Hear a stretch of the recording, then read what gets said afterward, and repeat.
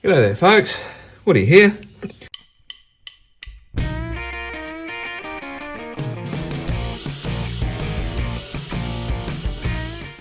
You may remember some time ago I bought this footprint, basically a pipe wrench at a flea market. Now this was quite an old one, and it just had the adjustment where you have to undo the bolt and change it through.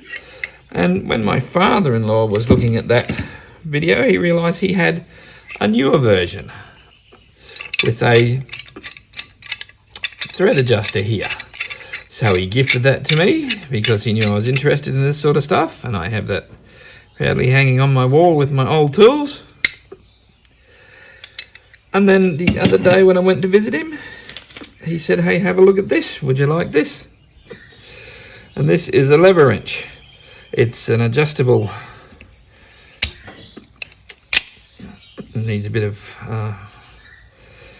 a spray, but look at that. It's basically a vice grip, except it's self-adjusting, and you can control the amount of pressure that goes on by moving the screw here. So that will close right there.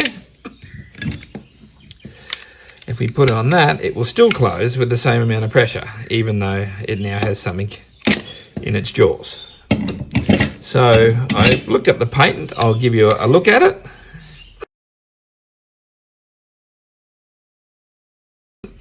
Now this is not, it's not particularly old if you're my age. The patent was in the 60s, so it's about the same age as I am maybe, or it could be quite a bit newer, because apparently they ran them till 2002, and even though that's 22 years ago, that's not old. I have children older than that. So yes, it's an interesting sort of a tool. Yeah, nut changes jaw pressure only, over tightening will lock mechanism. See arrows. And although it is quite a bit pitted, you have arrows here. More pressure is down there, less pressure is down on that side. So yeah, just a nice old tool, and it will go in with the vice grips in my drawer. Now, I wasn't actually going to do a video on this because I think that the fact that the brand name is Junk, basically junk, tells you that this is not a quality tool. But what it is, it's a locking plier with a rotating jaw. So I can see that being handy when you're trying to grip items that are unusually sized or don't have parallel sides, things like that. And this one was just, I was at a garage sale. I was going somewhere and passed a garage sale with a heap of cars at the front, and I thought, oh well, I'll race in and have a look.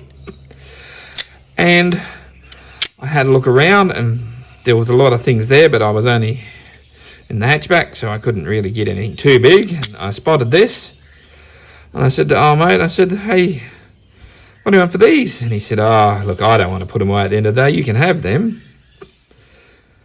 And I said, "Oh, I'm sorry, mate. They're really the only thing I'm interested in. I feel bad not buying something." He said, No, don't worry about it. I'm glad not to have to put them away. I'm glad someone who will make some use of them has got them." So yeah, I was very pleased with that. And they will also go in the drawer with the old and unusual tools. Anyway, if you know anything about the Leverwrench, please let me know, because there's a little bit of information, but not a lot.